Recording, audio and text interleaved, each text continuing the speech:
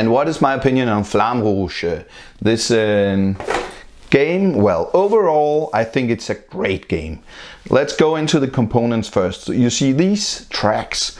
First of all, it's really heavy cardboard. It's just great, high quality. They fit easily together, and the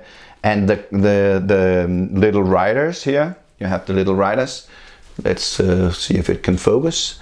It just looks so good. It's just very detailed, and yeah, they look really good. And actually, I think I dropped one of them on the floor. I think it was this one, and the rider fell off, and I thought, oh no, but I just put him back on his bike again. So really good quality here.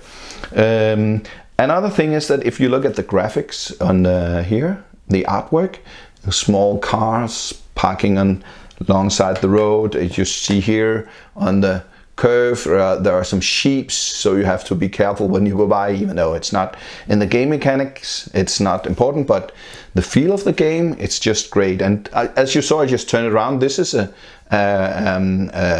turn where you just go downhill, and this is just an ordinary one. So when you take all these different tracks and turn them around, they will differ from side to side, and see a little, you know, farming field here, and is it a river? I think maybe another road, I don't know, and a cow. It's just, I love it, I love it.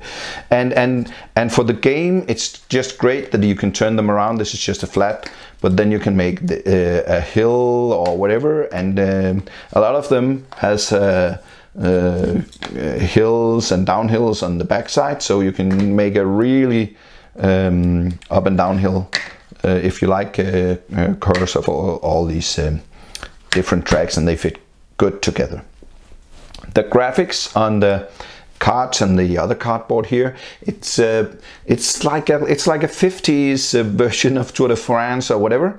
So they look with big mustaches, and they have this funny bicycle helmets and caps and stuff like that. I love that too. That's just great. One thing though, the way to differ between the two players here is that the rouleur, it's an R in the corner, and he's very bent down, and he's a little more up here in the artwork. Sometimes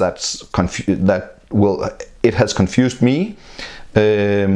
So it would have been nice if they were a little more apart in their expression in the artwork, and that goes for the riders too.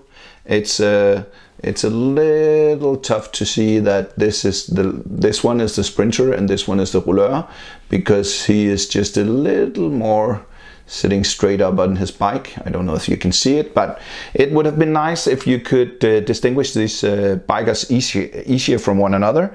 Maybe I even made a goof in the playthrough that I kind of messed up who was who, so that could have been a little bit better. The idea that you have these numbers, and if you are in the wind you get all this extortion, that's a great game mechanics. And there's another great thing too, that you burn these cards, so when you actually use your 7, you use it for good. So if you burn it out uphill or downhill or whatever, then you use it and you won't get it back. And so you really have to be careful when you use your cards here. And as I told you, let's take a look. Yeah, here you go. There's a difference in the cards you have as a rouleur and a sprinter, and that's great too. The sprinter can't run that far because the sum of his numbers are lower than the numbers of the rouleur. And well, maybe that's true. He just needs to lay behind the other guy, and just, well, the other way around. He just needs to lay behind and then pull out and just win the race doing that. So that's great too. One thing though, I've showed you this game with 2 teams, and I've played it, and I've watched people play it with 4 teams. And what tends to happen is that they group in huge. A lot of the riders will stay together, because especially if it's a flat course, you will have a lot of riders here. They will just be spread out like this, like here, and maybe one here. And I'll just add this one. Here you go.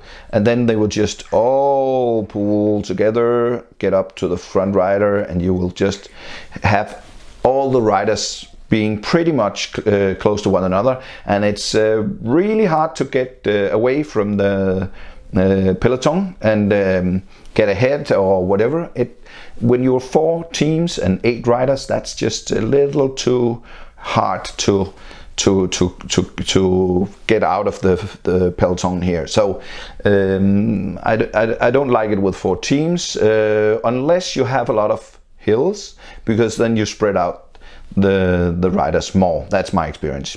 Maybe I'm just bad at the tactics, I don't know. But so if you have 4 teams and you have a flat course, then very often a lot of the riders will be close to the finish line at the same time, and they will just all go into a sprint, and well, that's tactics too, so that's nice. Another thing, I didn't experience this myself, but I've seen other who played the game experience that, is that if you're on the last turn, you go over the finish line. Then in order to determine who wins the race, you just see who goes furthest over the finish line. So in this case, the green one will win over the blue because he went one step further. But if 2 players get over the finish line in the same turn and they go exactly the same amount of fields over the finish line, who won? I can't figure it out from the rules. Maybe I'm just, not reading them correctly. But it would be nice, because, in bicycle racing there are no number 2. It's just about winning. So someone who won this one, I don't know. But that being said, this game is a great racing game. The quality of the components and the artwork is great. The game mechanics, they work, and I love this game. It's a really great racing game. So from me, thumbs up. I'm keeping it, and it's fun if you want to play a competitive racing game. I'm more into co-ops, but when I'm to play competitive, then this would be one of the game I would pull out. So that's my thoughts. Hope you could use them for anything in your evaluation of if you want to buy this game or not. But that's all for now. Have a nice day. Thanks for watching. Bye bye. See you later.